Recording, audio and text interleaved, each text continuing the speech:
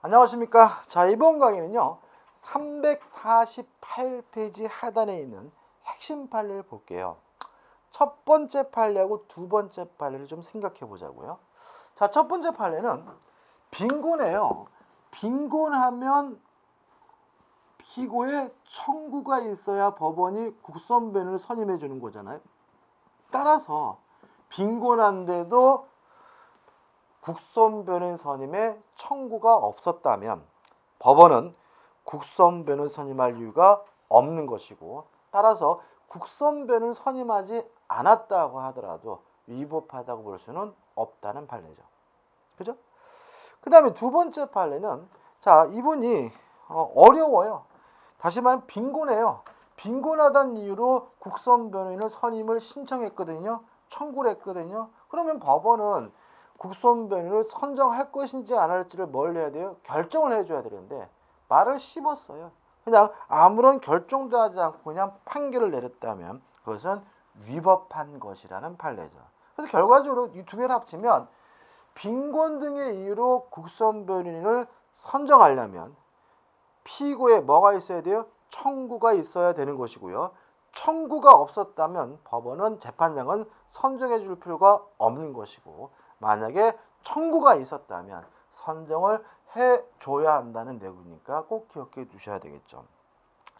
그 다음에 우측에 보시면 이제 맨 위에 판례가 보시면, 자, 이렇게 나왔어요. 읽어볼게요.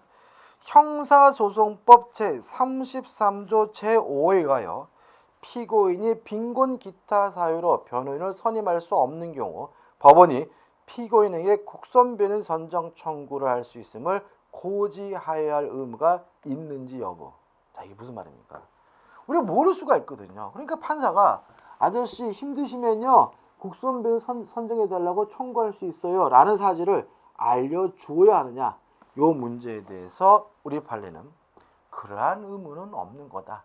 다시 말하면 우리가 변호인에게 조력을 받을 권리가 있다는 사실만 고지해주면 되는 것이지, 재판 과정에서 힘들면 국선변호인 선정하세요 라고 고지해줄 의무는 없는 것이라는 것이 우리 판례 입장임을 주의하시기 바랍니다. 그 다음에 세 번째, 그 다음 판례죠. 자, 지금 일단 뭐냐면 국선변호인의 자격요건은 원칙적으로 변호사야 되는 거죠. 꼭 그런 것은 아닙니다. 따라서 변호사가 아닌 법원 사무관도 국선 변호인으로서 선임하는 것이 가능하고요. 따라서 일정한 이유가 있었기 때문에 법원 사무관을 국선 변호인으로 선임한 경우는 그 자체는 위법한 것은 아니라는 것이 우리 판례 입장이니까 주의하시기 바라고요. 그 밑에 있는 판례와 같은 취지가 되는 거죠. 그 다음에 이제 상소심에 있어서 필요적 변호사건의 판단 기준. 자, 이게 무슨 말이냐면, 자, 예를 들어 가지고 3년 이상의 형이여, 법정이 몇 년 이상이에요? 3년 이상이어야 필요적으로 법원은 국선 변호를 뭐하게 돼요? 선정하게 되는데, 이것이 1심이 아니라 2심 또는 3심과 같은 상소심에서 문제가 됐을 때 어떻게 판단할 것인가 문제예요. 자, 읽어볼 건데, 자, 제목을 기준 밑으로 하나, 둘, 세 번째 줄 보시면, 하급심에서 공소사정 중 일부만이 유죄로 인정되고 유죄 부분만이 상소되어 그 범죄 사실이 변론 없이 개정할 수 있는 사건에 해당된 경우라면 필요적 변호사건으로 취급되지 아니할 뿐이다. 다시 말하면 국선 변호인을 뭐하지 않아요? 선정하지 않는다는 얘기죠. 이런 얘기입니다. 자, 예를 들어 가지고 1심 법원에서 재판을 진행할 때 두 가지 사건이 문제가 돼가지고 법정형이 3년 이상이었어요. 그래가지고 뭐가 선임된 거죠? 국선 변호인이 선임이 된 거죠. 근데 일부가 무죄가 되고 유죄 판결된 요것만 이제 뭐예요? 항소가 이루어진 거죠.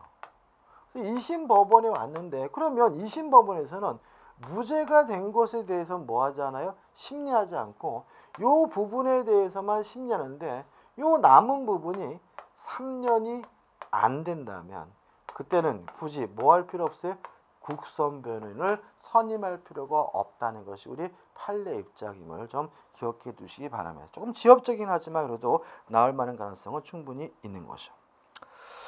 그 다음에 판례가 나와 있죠. 한번 보시기 바래요. 그죠? 한번 보시면 될 것 같고, 그 다음에 이런 얘기죠. 자, 그 다음에 이제 필요적 변호 사건이에요. 그죠? 변호인 없이요. 그죠? 자, 이런 얘기입니다. 자, 지금 예를 들어 가지고 국선 변호인이라는 제도를 주는 이유는 피고의 방어권을 보장하기 위한 거거든요. 근데 판사가 보니까 무죄예요. 무죄 판결하려고 해요. 그렇다면 이미 모든 게 다 뭐예요? 끝난 거잖아요. 굳이 무죄 판결하려고 하는데 판사가 따로 국선 변호인을 선임할 이유는 없으니까, 만약에 필요적으로 국선 변호인을 선임해야 되는 사건인데도 불구하고 선임하지 않고 무죄 판결한 경우에는 아무 문제가 없다. 왜냐하면 어차피 뭐 할 문제예요? 무죄 판결할 문제니까요.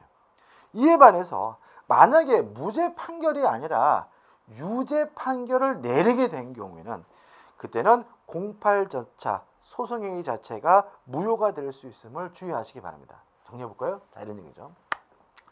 3년 이상의 형에 해당해 가지고요, 필요적으로 국선 변호인을 선정해야 돼요.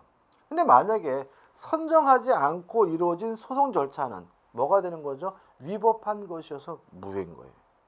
다만 선정하지 않고 뭘 했다면요? 무죄 판결을 내렸다면 그때는 유효한 판결로서 의미를 갖게 됨을 주의하시기 바랍니다. 그 다음에 이제 맨 밑에 나와 있는데 이런 얘기입니다.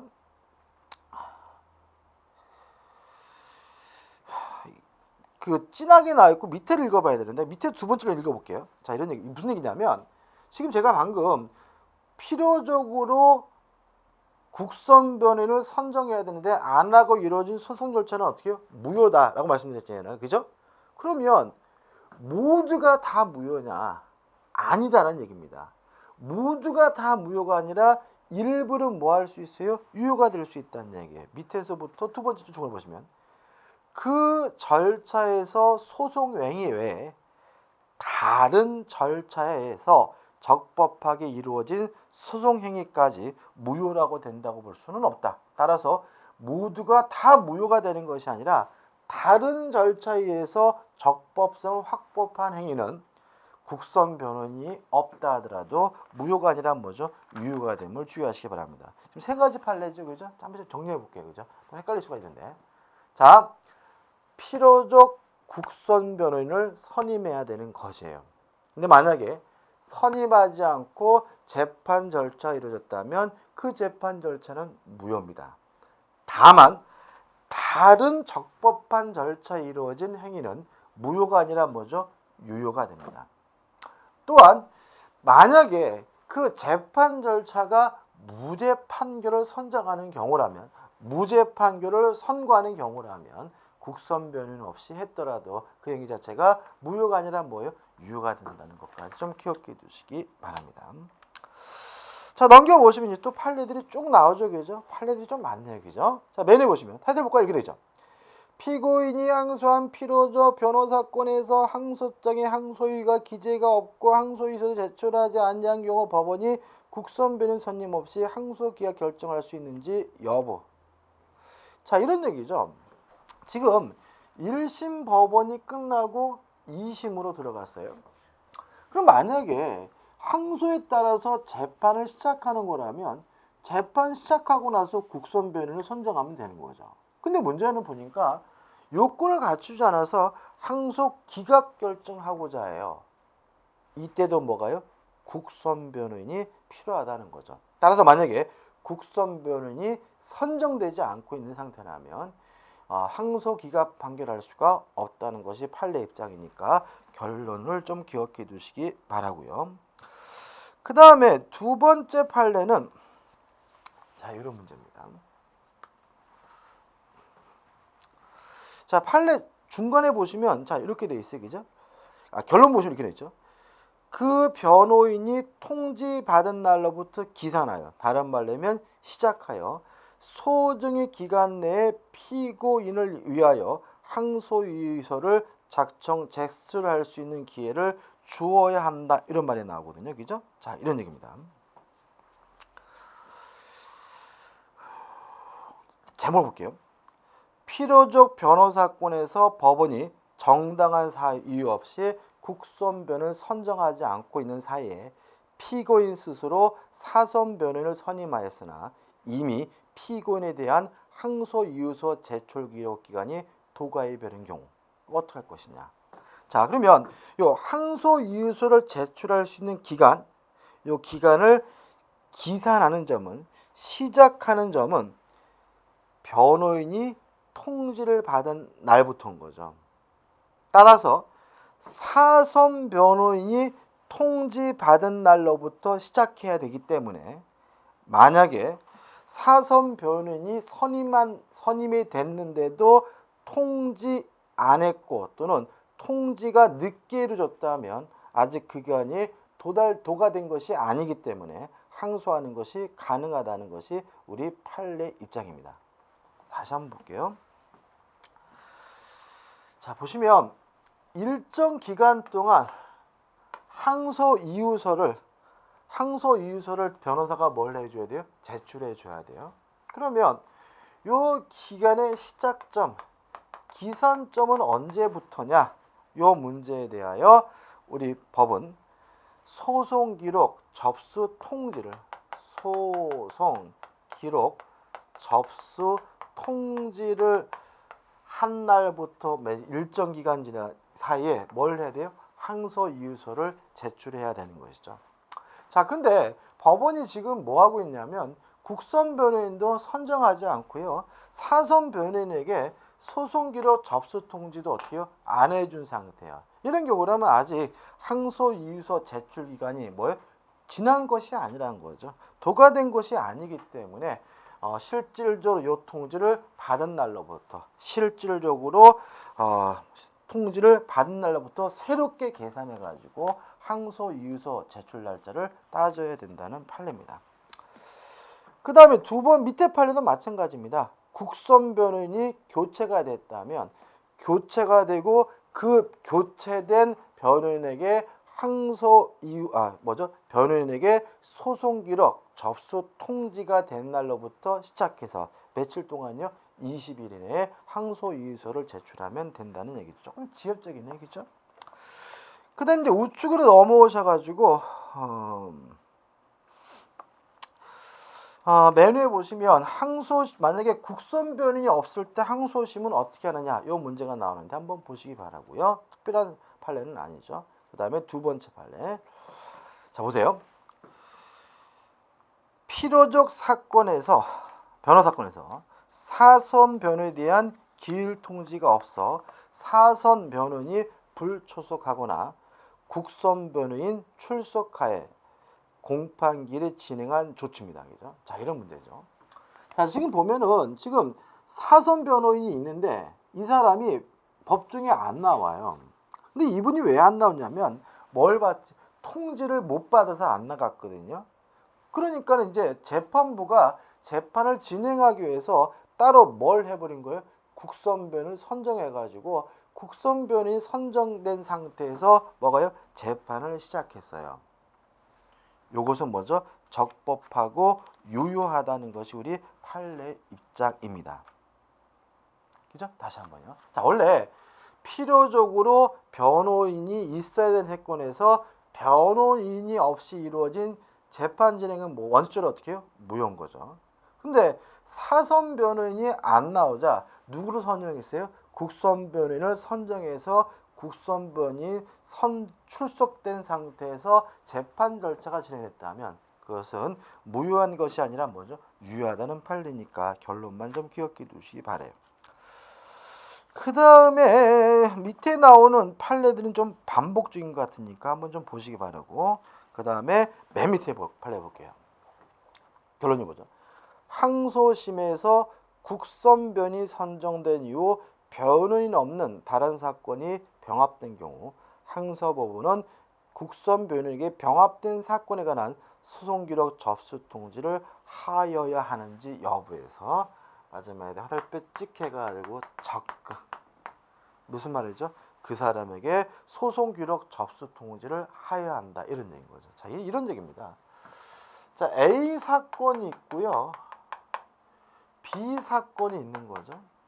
요 A 사건에 대해서는 갑이라는 국선 변호인이 있고 B라는 사건에 대해서는 국선 변호인이 없는 상태였어요. 근데 이것이 항소법원에 와가지고 병합된 거죠. 함께 하기로 한 거죠. 그러면 실질적으로 요 갑은 B 사건에 대해서도 뭘 해야 되는 거예요? 변호를 해줘야 되는 거죠. 따라서 B 사건에 대한 접수 통지를 누구한테 해줘야 돼요? 국선 변호인에게 해줘야 된다는 취지니까 결론만 좀 기억해 두시기 바랍니다. 끝입니다. 되겠죠? 그래서 여기 있는 판례들은 뭐 굉장히 중요하다 이런 판례들은 아니니까 좀 많지만 뭐만요? 결론만 좀 기억해 두시기 바랍니다. 자, 넘겨보시면 이제 제2항 해가지고 변호인의 소송법상의 지위가 나오는데 1번 변호인은 이중적 지위를 갖습니다. 첫째, 변호인은 피고나 피의자의 보호자로서의 지위를 갖습니다. 따라서 변론을 어떻게 해야 되는 거예요? 피고인이나 피의자에게 이익이 되도록 해야 되는 거죠. 다만 사법기관으로서 무엇을 존중해야 돼요? 공익적 지위도, 다시 말하면 공익을 존중해 줘야 되는 이중적 지위를 받게 되는 거죠. 따라서 밑에 참고로 나와 있는데 보호자로서의 지위에서 뭐가 나와요? 보호 의무가 나오고요. 공익적 지위에서 뭐가 나오는 거죠? 진실 의무가 발생하게 되는 거죠. 첫째, 보호자의 지위입니다. 1번, 피고인 또는 피의자의 변호인은 보호자가 됩니다.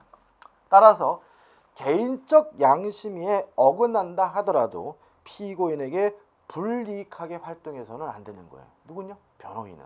자, 이런 얘기죠. 지금 제가 변호사가 선임됐어요. 선임돼가지고 만나서 얘기해보니까 이 자식 때려 죽일 놈이에요. 때려 죽일 놈이라고 자기가 양심이 판단된다 하더라도 법정에서 판사님 이놈 때려 죽일 놈이니까 사형에 처해 주십시오라고 변론할 수는 없다는 거죠. 이해되시죠? 왜요? 변호사는 피고 피의자의 뭐예요? 보호자이기 때문에. 기능 한번 읽어보시기 바라고. 2번 변호인과 피고인 피의자의 관계에서 1번 독립된 지위를 갖습니다. 민사소송과 일종의 차이점이긴 한데 다시 말하면 피고에 독립된 의사를 가지고 변호 행위를 할 수 있다는 거 기억해 두시기 바라고요. 우측에 2번 변호하는 과정에서 취득한 정보는 발설하면 안 됩니다. 따라서 비밀 유지 의무가 있는 거죠. 이해되시나요? 그죠? 그래서 이렇게 되는 거죠. 지금 변론하는 과정에서 이놈이 진범이라는 사실을 알게 됐어요. 그 사실을 검사나 판사에게 알려주면 안 되는 거죠.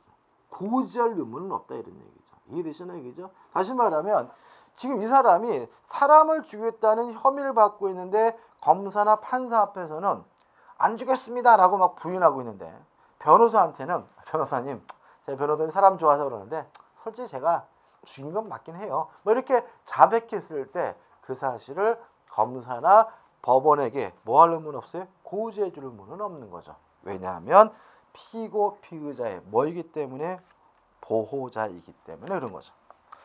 3번 공익적 지위가 나옵니다. 여기서 이제 문제가 되는 거죠. 자, 1번 진실 의무가 있어요. 그죠?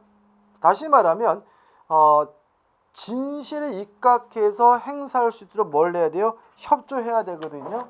자, 그러니까 이제 문제가 되는 게 뭐예요? 지금 보호 의무와 진실 의무가 뭐 하게 돼요? 충돌하게 되는 거죠. 그럼 여기서 그러면 자, 이런 얘기죠. 이 사람이 사람을 죽였다는 사실을 알게 됐어요. 보호 의무에 따르면 검사나 누구죠? 법원에다가 그 사실을 알려줄 의무가 없는데 보호 의무는 진실 의무에 따른다면 그 사실을 뭘 해야 돼요? 알려줘야 한다는 두 의무가 뭐죠? 충돌됩니다. 뭐가 더 우선하는 거죠? 보호 의무가 우선합니다. 따라서 여기서는 소극적인 거예요. 다시 말하면 허위로 진술하면 안 된다 정도인 것이지 진실에 부합하게 알려줘야 될 의무까지는 아닌 거죠. 무슨 말 아시겠습니까? 그죠? 다시 말하면 이 사람이 사람을 죽였다는 사실을 알더라도 법원이나 검사에게 알려줄 의무가 없고요. 진실 의무라는 것은 알려줘야 된단 말이 아니라 소극적으로 어떻게 허위로 증언하거나 은폐하면 안 된다는 의미에 불과함을 주의하시기 바랍니다. 그것이 뭐예요? 2번 보호자적 지위와의 관계니까 한번 읽어보시기 바랍니다. 3번 진실의 의무의 구체적 내용입니다. 첫째, 허용되는 경우. 다시 말하면 변호사에게 허용되는 경우입니다. 첫째, 유죄라고 믿더라도 유죄라는 사실을 알더라도 변호사는 무죄 변론을 하는 것이 가능합니다. 이해되시나요? 사람 죽인 게 맞아요? 그렇지만 변호사는 어떻게 법정에 가가지고 이 사람은 요러요러한 사항 때문에 무죄입니다라고 변론하는 거 변호사는 뭐예요? 가능한 거예요. 그 다음에 두 번째, 피고인에게 진술 거부권 행사하라, 말하지 말라라고 뭐 할 수 있어요? 권유할 수가 있고요. 그 다음에 세 번째, 법적 지식을 조언해 주는 것도 어떻게 가능합니다. 이놈 나쁜 놈이야. 알면 알수록 더 악행을 저질 것 같다 하더라도 법적인 지식을 어떻게 해요? 조언할 수가 있고요. 그 다음 네 번째, 증언 거부권을 행사하거나 권고하는 것이 어떻게 해요? 가능하고요. 그 다음에 유죄로 자백했더라도 무죄 변론하는 거 가능하고요. 그 다음에 피해자나 고소를 만나가지고 웬만하면 합의하시고 끝내십시오 라고 고소의 취소를 시도하는 행위도 가능하다는 거죠. 이거는 뭐예요? 허용이 돼요. 외울 필요 없는 거죠. 그죠? 다만 안 되는 게 있죠. 위증고사 증거인멸 지시는 안 됩니다. 다시 말하면 너 요렇게 가짜로 증언해라라고 교사 시킬 수는 없고요. 또 그거 빨리 불태워서 없애라 증거인멸을 지시할 수는 없습니다. 두 번째, 피고인에게 불리한 자료를 제출할 수는 없는 겁니다.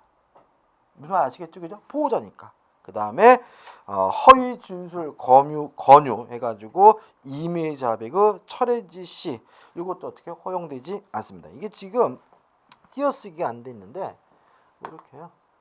허위 진술 권유 해가지고 찍 해가지고 임의 자백 철회의 지시 이게 안 된다는 거예요. 다시 말하면 허위로 진술할 것을 권유하면 안 되니까 이 사람이 임의로 정당하게 진술한 것을 처리한다라고 얘기하라라고 권유할 수는 없다라는 얘기인 거죠. 그 다음에 넘겨보시면 판례가 나오는데 결국 뭐예요? 돈 받으면 안 된다는 겁니다. 다시 말하면 변론 행위를 명목으로 해가지고 뭐 허위 준술을 변호사가 사가거나 또는 허위 준술하도록 요구하거나 또는 금전을 교부하거나 이런 것도 다 뭐 되지 않습니까? 허용되지 않는다는 거 주의하시면 되겠죠. 그 다음에 제4항 해가지고 변호인의 권한과 의무가 나옵니다.